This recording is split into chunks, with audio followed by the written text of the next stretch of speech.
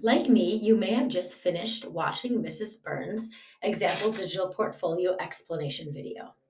Now it's time to get started with your own portfolio. As Ms. Burns said in the video, your teacher has posted the example portfolio on Google Classroom, and you'll have a copy already made for you. I'm jumping into the copy that was made for me. If for some reason you do not have a copy made for you, from any Google site, you can always click on the three dots and say, make a copy. If it's not the first time that you are grabbing your Google site or accessing it, instead of going to Google Classroom every time, you can actually go to a new tab and open your little Google Apps waffle here. And then you can navigate to all of the sites you've ever made just right here. And then you can simply grab your portfolio every time you want to work on it from that place. Let's assume already that you have your portfolio open, the copy is made for you. Hopefully, you've changed your name up here and even the title, something that works for you, as Ms. Burns said. I want to go over one of the most common issues we have with Google Sites right from the beginning, even though it might be one of the things that you do last, and that's the publishing piece. When I click on publish, there are different ways that you can actually publish your Google site. I need to go to the settings because I've already done this. So you can see here that instead of example, I've changed mine to my name and the grade that I'm in. So I wrote Miss Ashley, grade 7. I've also selected that I've requested that Google or other public search engines do not display my site. This helps me to stay safe. That means that if somebody types in Miss Ashley's digital portfolio on Google, it's not going to appear. People will only be able to see this website if you've given them the link. Okay, so let me just click on that and save it. And I want to show you one more setting here. The setting that I want to show you starts kind of from the beginning. When we say publish, I've changed my name. I've requested that the public search engines do not see it. But here, who can view your site? You need to edit that. And so I want you to click manage. So whenever we're making something for publication, we need to think of who our audience is. And this part is going to apply for your digital portfolio and all the things that you add to your portfolio from your Google Drive. When people add things onto their Google website, and maybe you can say that you've experienced this, and maybe they've embedded a Google Doc or a video from their drive, you may not have access. That's because you haven't shared it with the proper people. What we're going to do is we're going to change the link to make sure that it's on for published so that anyone public can see it. Restricted means that only people that you actually invite to edit this website could see it. The American School of Barcelona option would mean that only people at ASB can view it. And public ensures that your parents, when given the link, are able to view this. So click on public, and then you can say done, and you can publish your website. That is going to make this website live. However, if you don't give anybody the link, they're not going to be able to view it yet. So the publishing is something you can do at the end. I like to do it in the beginning when I am thinking about my audience. It makes me really think of like, who am I publishing this for? What kind of things do I need to put on there for them to see? And so I just kind of remind myself right away to change the link, make it public, and then say done. Okay, so now my website is technically live on the internet. I can go to the right-hand arrow and say view published site. And then this, when I'm in view published site, that is the link to my website. Now, I'm not ready to share this with my parents yet, so I'm going to keep that link for me for now. And I'm not going to send that out or do anything with it. But at least I know now that I'm ready for the end of the year. Again, you can also decide that you want to publish at the end, and as a class, you will all publish and make sure that the link is shareable to everyone when we're all done with this. All right. There are a few more things I want to go over in this example portfolio with you. One of them is I know that the first thing you guys are going to do is probably change your photo. So Miss Burns already put her example photo here. You can simply click on the three dots and replace this photo, maybe uploading something else that you have downloaded. And then there are some tools here that you could crop the photo. Let's say that you want it to be, I want this just to be a little bit bigger. Or you could uncrop it, of course, adjust the height, and then adjust it inside there so that it fits well. You have an introduction that you have to complete at the end of the year. You have a personal growth statement that you'll complete at the end of the year. Now, if you read the directions here, it kind of tells you some, topics and clues of things that you could add. But it also says any pictures that represent your growth this year as well, you can always add those pictures here. Which brings me to the next part of how do you insert things from your drive. So Miss Burns already has all the text here that you could just select and then add your own words here. However, there also are things where you could add images. You could upload some that you have taken. So for example, maybe I have this picture that I want to add. I can move it around to where I want it to be. I could adjust the size. Again, I could crop it and adjust it there. Maybe this goes below. And maybe you even know that you want to have a row of like 4 pictures. I can move that up here and then add pictures into this. And I always think it's great whenever you add a picture is to add a caption as well. So if you're going to add some things that show your personal growth, you could add that in the bottom and then add captions of kind of explaining why. I'm going to now go through a few of these tabs. So these tabs across the top are different pages. All of these are pages except for Mrs. Burns' tab here that says instructions. This actually is a little shortcut for you to take you into her Google slide where it gives the instructions of exactly what you need to do. That's also where you'll be able to find this reflection and growth per quarter for yourself. So this will be really important. So let's make sure that tab's always there for us. If you're in 7th grade, you'll probably be using all of these pages this year, and the next year you use the grade 8 ones. If you're in grade 8, you probably won't be using the grade 7 ones.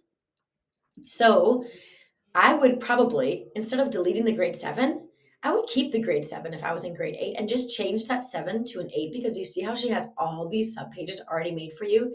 That's super useful. So instead, I'm a little scared to delete, so I'm just going to hide this one. And then I could change this one instead to say grade 8. Now, if you're in grade 7, you'll definitely leave that to grade 7. And then next year, you could unhide the one that says grade 8. So show back in navigation. All right, so those are how you will edit the names of your pages. On the drop down, she already has everything made for you, so it's so easy. The first drop down is reflection and growth. So in quarter 1, it says to review your progress report, which class are you doing well in and why, which classes do you need to improve in and why. And she said, delete these words. You don't really need them, so you can just select them and then write your answer directly here. Here it says paste learning behavior rubric here. The way I might do that is go into my directions, which you can navigate to right on the top there, instructions. And it'll be easier, just as Miss Burns said, to fill this out here. So let's say I'm going to fill this out to where I think I am. I have some things that I need to improve on for sure. And there's some things that I'm excelling in, that I'm exemplary in. Now here is my reflection for this quarter. You could take a screenshot of this to get it to be an image, or you could simply go to File, Download, and download as a JPEG. It will go into your downloads. You can see it's there and it's ready for me. So when I go back to my portfolio, I want to add, so I'm going to go to my Insert tab. Let's go up. Da, da, da. I'm going to add an image. This is not in my drive. It's something I'm going to upload because I downloaded it. And now here I have my reflection for the quarter. So I can decide where exactly I want to put that. So maybe I want to make that larger and then my reflection here. I could delete this now so I don't need it. And then I could just simply type in the answers to this. I could put also this underneath here. You can decide how you want to arrange your work. Maybe I want to have a paragraph here next to my reflection and explain it a little bit more. So it's really important that before you get started, you're always reading what exactly is being asked of me to do in the instructions, and then you can go to your portfolio and do it. So now let's get down to the artifacts from each class. For artifacts, it says some directions here how to choose your artifacts. It explains the learner IB profiles because your profiles, sorry, the artifacts you choose this year will be based on these IB learner profiles. And then it tells me, how can I write the reflection for each of those? So this is a great place to first read and then do. So I've read this and I'm ready to do my art one. So I'm going to navigate to art. I can see this matches. Ms. Burns said I have to do risk taker and reflective. So I'm going to think of the piece of art that really shows that I'm a risk taker is a picture from one of my drawings that I've done in art, a painting that I have. And then I also can't just put that, I need to also write the reflection piece that goes with it. So here I'm going to again add an image that I've already downloaded on my device. And this is really for risk takers. I need to move this. I like to put things side by side, but I don't like them to be small. I think my artwork is really important. And then I can add a box for text underneath risk taker. And that is where I'm going to put my reflection. So maybe I paste in the words here and then I could directly write what my reflection is for this. So maybe I'm really going to focus on how this piece is helping me or demonstrating that I'm a risk taker. So what was the risk for me that I took? What did I learn by doing this piece? And what would I do differently in the future? So that's going to give me a really great guide to the reflection for this. Now, maybe in my humanities class, I have a piece of writing that I want to add on here. Instead of a picture of the writing, it's a really great idea to embed some of your work in there. So I'm going to navigate to my Google Drive, and maybe you have all your work organized by classroom, all of your different all of your different classes, and you can easily find the document that you're looking for. I'm going to just grab one Google Doc here that I have.